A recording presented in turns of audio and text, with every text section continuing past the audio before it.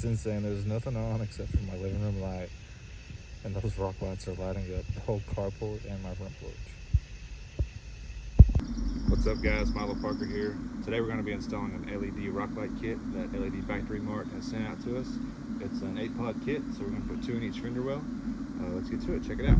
Okay guys, so what you're going to find inside the box is the 8 lights for the rock light kit.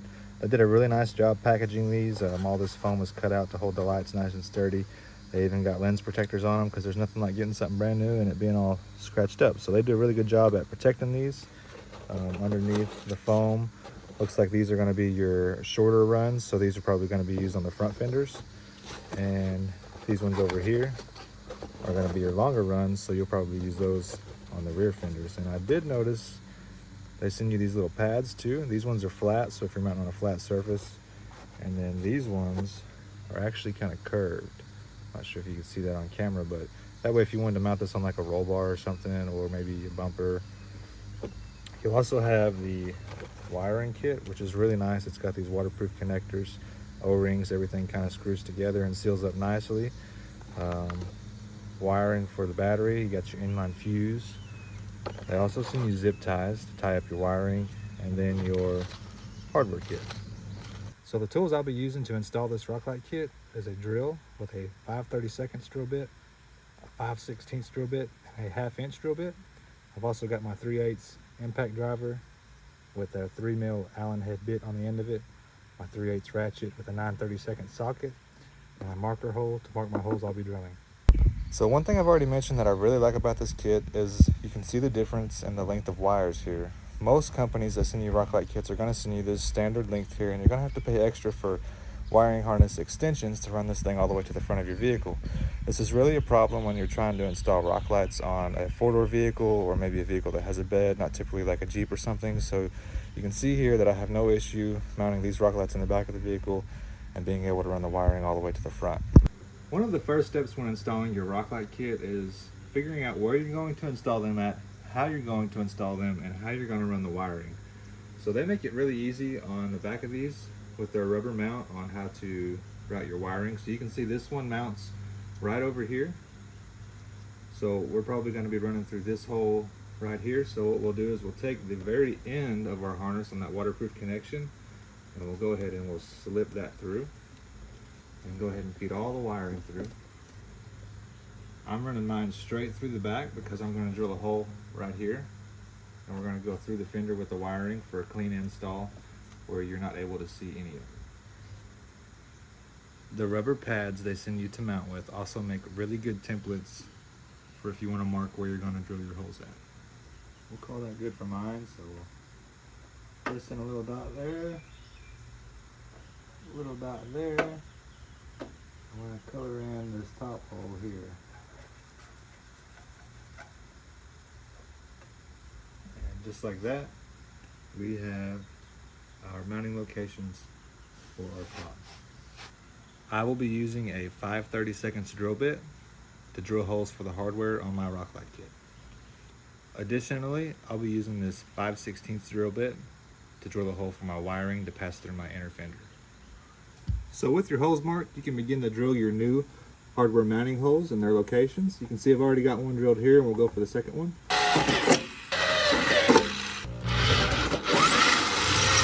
We've got our 2 5/32 holes drilled, and we actually had to step that up to a 1/2 inch hole there in the middle for the wiring to pass through. As you can see, you'll just feed the wiring through right here.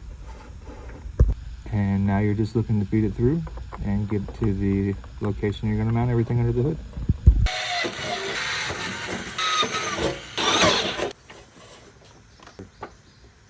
Just like that. So for the hardware installation purposes of my video, it's going to be easier if I take off my inner fender. This is going to be something that's different for all applications. If you're running an inner fender set on a 18 to current Jeep Wrangler or Gladiator, this process will probably be pretty similar and just be easier for you if you just pull your inner fender off. If you do have plastic inner fenders, I'll show you how to do that also. But just to drop down, this whole fender is ready to come out. Whenever it comes to mounting your hardware, you're going to have this Allen bolt, one flat washer, a lock washer, and the nut. The Allen bolt is a 3mm, and the nut, the closest thing I had was a 9/32, and it's not exact, but it's the closest thing I had. It'll do for now. Go ahead and slip it through there. See a hole. Just push that on through. And again, flat washer, lock washer, and then your nut.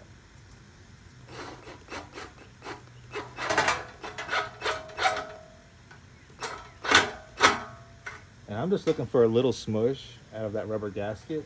And this is also a Harbor Freight impact, so it doesn't torque a whole lot anyways.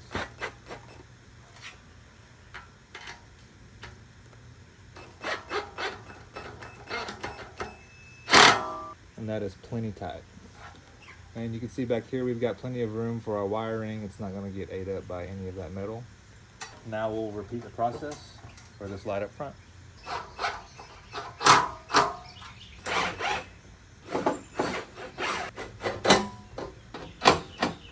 We have our front two rock lights installed on our inner fender.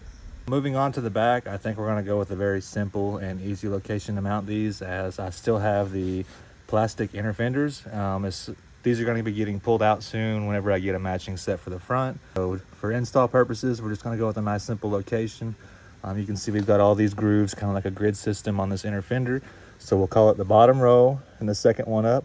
We've got a nice flat spot right here. Very easy to access from the back side of the inner fender. No need to have to remove the plastic fender liner or anything like that. This is going to go very smoothly and be very easy. So you can see here, I've already used one of our rubber gaskets as a template for my mounting holes. I've got the holes started already, and we'll go ahead and finish them out. Don't have to remove the inner fender at all. Like I said, very good, easy access from the back, and it's still gonna be a good spot for lighting up underneath the Jeep and showcasing some of that suspension. We'll take our waterproof connector and feed it through the hole.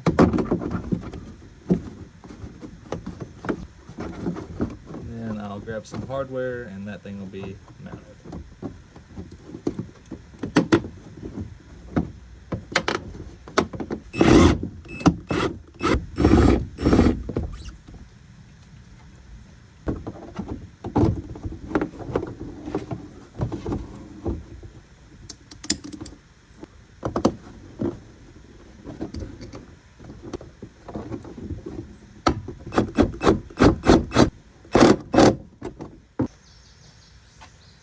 We've got the rear LED rock lights installed in the inner fender.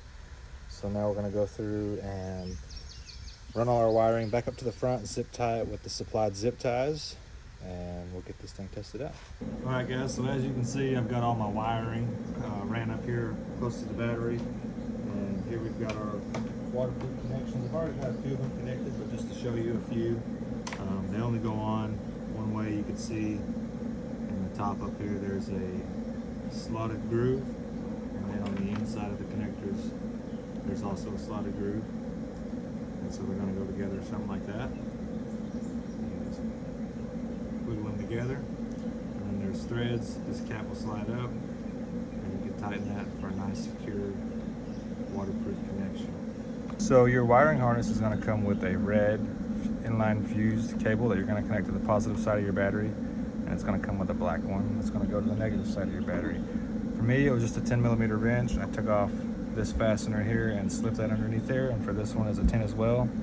I took off the fastener, slipped that underneath there, tightened it back down. It's also going to come with a switch to activate your yellow, which is the amber, or your red, which is the white, and then your ground.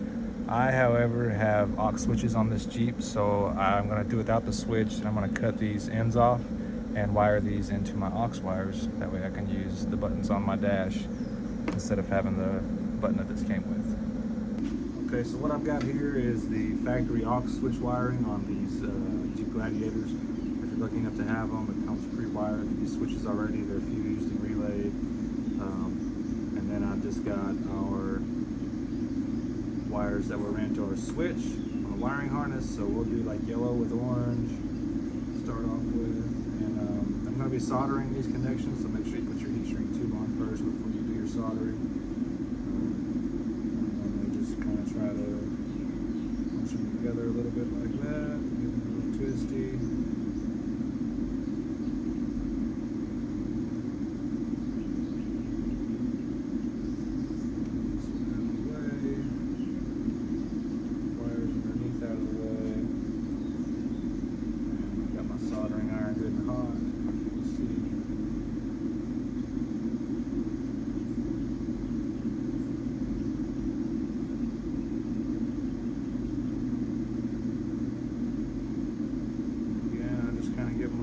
Bit of separation there.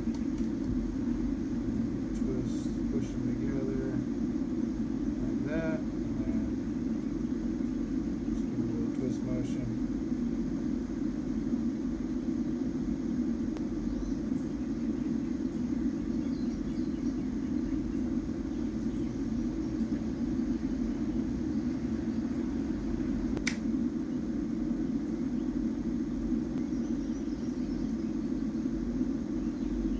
All right, so with the Jeep in the run position, we're gonna go to settings, go down to aux switches. We wire it into aux 3 and 4, and we'll make it where they can come on anytime. We'll do aux 3 where it can come on anytime, and we'll go give her a test. So let's hit aux 3 and let's see what we got.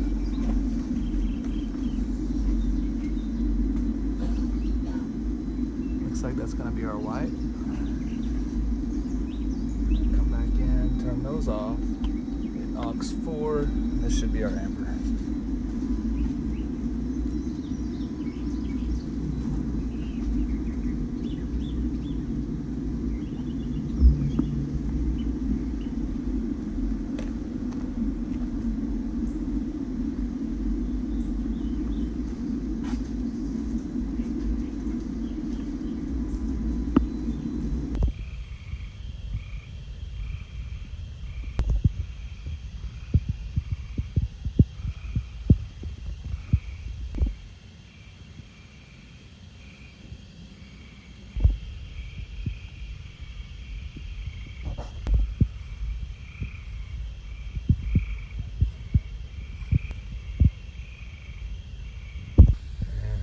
The light, turn on the amber.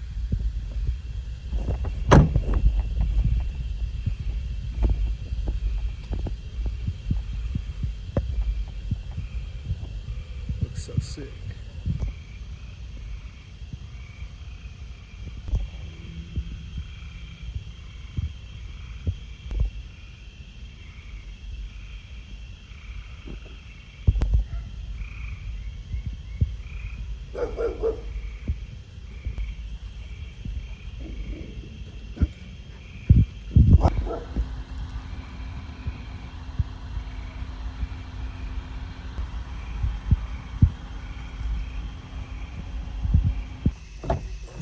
So we'll do the white first.